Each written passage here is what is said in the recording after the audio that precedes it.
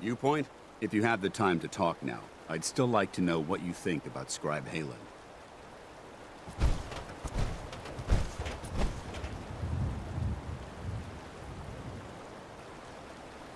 Scribe Halen? Why? Is something wrong with her? No, not at all. Halen's doing well. I simply wanted to talk to you about her, but I wanted to know what you thought of her first. I don't think I know her well enough to give you a military evaluation. That's a shame. Perhaps you should spend more time working with her then. She's a model soldier. But I wasn't looking for an evaluation of her performance as a scribe. I wanted to know what you thought of Halen as a person. Nothing new to report. Keep it to This isn't like you, Danse. Are you gonna tell me what this is all about? I suppose I'm beating around the bush because I don't normally find these discussions easy to handle. I'll try and get right to the point.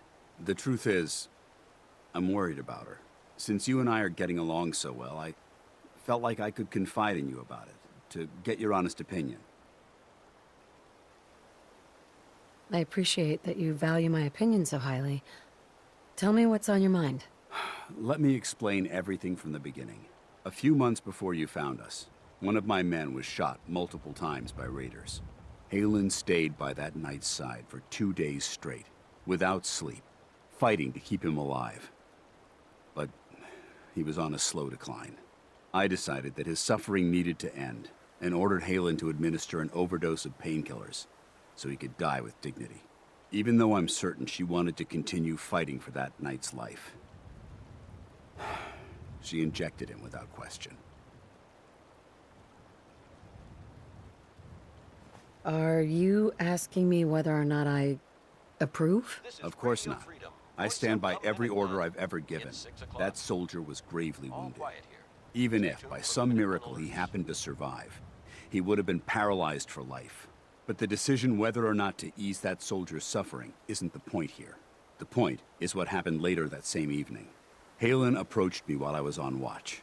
She didn't say a word, but I could tell something was wrong. After what felt like an eternity, she collapsed into my arms, crying. I didn't know what to do, so I just held her for a while. A few minutes later, she stopped, kissed me on the cheek, and simply said, "Thank you," before heading back into the police station. Right then it hit me. Maybe I pushed her too hard. I ordered her to ignore her instincts, to do something her medical training told her was wrong. That's why I'm worried about her, and for that matter, everyone under my command. Halen will be fine. It's you that I'm worried about. Me? I see what you're getting at. I guess I never thought of it that way. Look, 4 soldiers. Over half of my team are gone. Each one of them died because of decisions that I made. I understand the risks that come with the job. We all do. But how can anyone have confidence in me anymore? Hell, how can I have confidence in myself?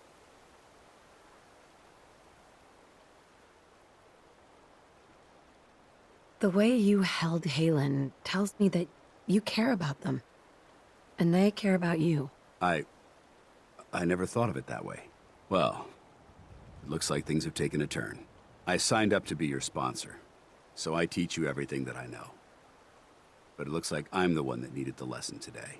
All joking aside, I'm pleased that we had this discussion. And with all the problems you're facing, you still took the time to listen.